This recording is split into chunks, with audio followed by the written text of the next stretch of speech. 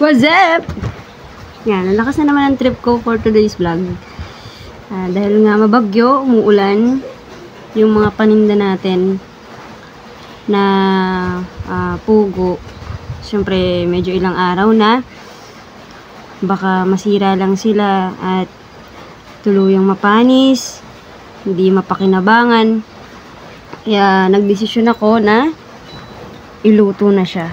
So, ang trip ko kasing kainin talaga ngayon is adobong kangkong. So, naisip ko, bakit di ko siya ilagay sa adobong kangkong? Since pwede rin naman yun, diba? Minsan, nagluluto tayo ng adobo na merong itlog. So, ito kasi medyo bago.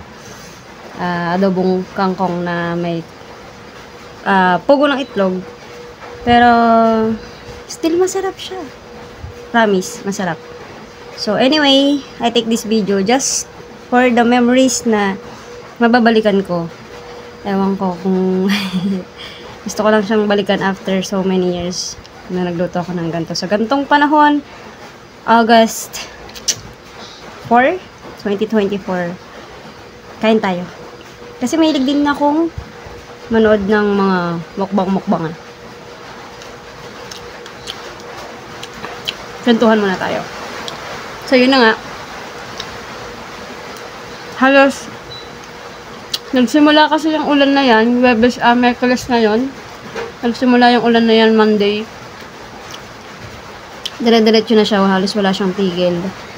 So, kawawa naman yung mga tao na lagi na lang naglilikas, naglilinis sa tuwing darating yung gantong season. Nakakaano yun, no? Parang, grabe. Yearly na lang, ganun yung eksena sa bahay niyo. Laging maputi. Laging nangangamba. So, yun, still thankful pa rin talaga na kahit pa paano medyo nakakatulog tayo ng payapa kahit medyo malakas ang ulan. So, ito nga, niluto na natin tong pugo. Kasi nga po, baka siya masira. Kasi laga na siya eh. So, yun, bago siya masira, ulamin na natin. Kain po.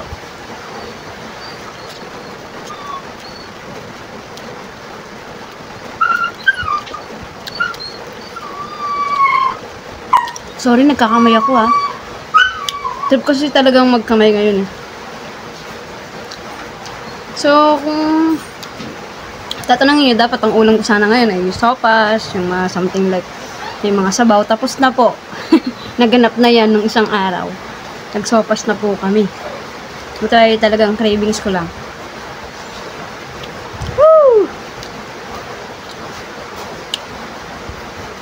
So, baka may nag-isip paano ito niluto typical na ano lang. Pag-aadobo. Gisa, bawang sibuyas, ganyan. Pero huling-huli ko nalagay yung itlog kasi since nga luto na siya. Sarap. Tapos may konting spiciness. Perfect.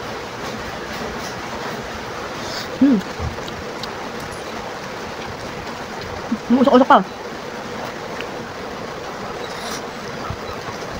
Dakalan ito gawad ko. Alam nyo kasi guys, cooking is an art talaga. There's no typical recipe or procedure ng pagluluto. Sa tao yan. Lahat tayo may ibang different ways ng pagluluto. Sarap. Legit. Mainit po. Kain po. Ay, sorry. Nakakapala ako. I'm sorry. Kain. Medyo marami yung kanin ko. Guys, medyo marami siya. Kasi, ano na ngayon? 7 na. 7 PM na. This is my first and last meal of the day. Yan. So, nagtatanong, medyo nag-omad. Yes, medyo nag-omad tayo. Kasi, malapit na ang graduation day. So, ayokong gumaduate ng medyo malaki tayo. Kailangan medyo slim.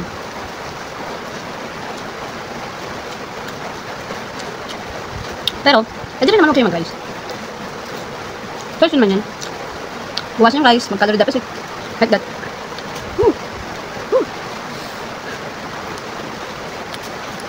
Ito talaga yung season. Talaga yung season na kalaban ng mga vendor. Ang rainy season. Pero wala tayong magagawa. Kailangan natin itong pagdaanan. Lahat, umadaan sa ganito. Laban. Kain muna ako. Mabatarap dito.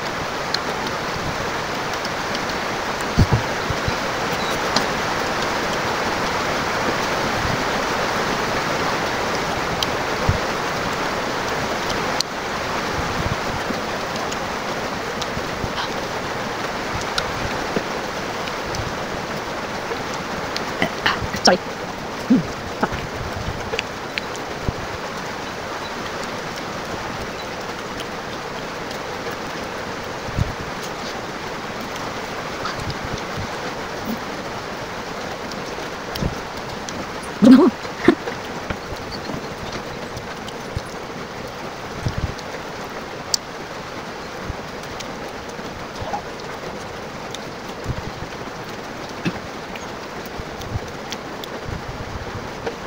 Excuse me.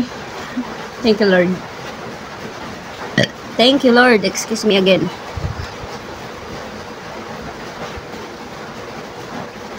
Kahit nakakaranas tayo ng ganitong season, kasi hindi naman lahat pare-parehas yung sitwasyon sa mga ganitong pagkakataon.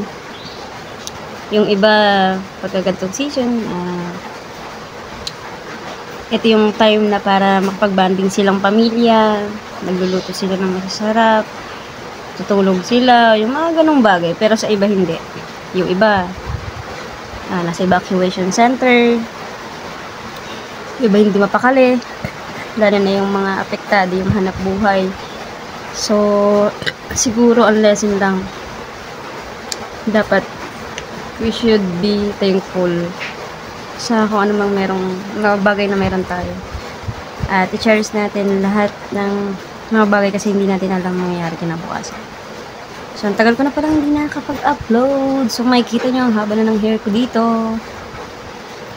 So, yun lang. Ginawa ko na talaga tong video na to para may balikan ako.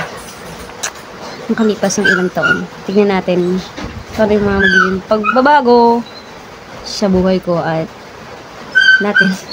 Showbiz yan. Kailangan ng pagbabago sa buhay. So, anyway, thank you so much sa pagsubaybay sa aking kangkong pugo mukbang. Thank you so much. Bye-bye.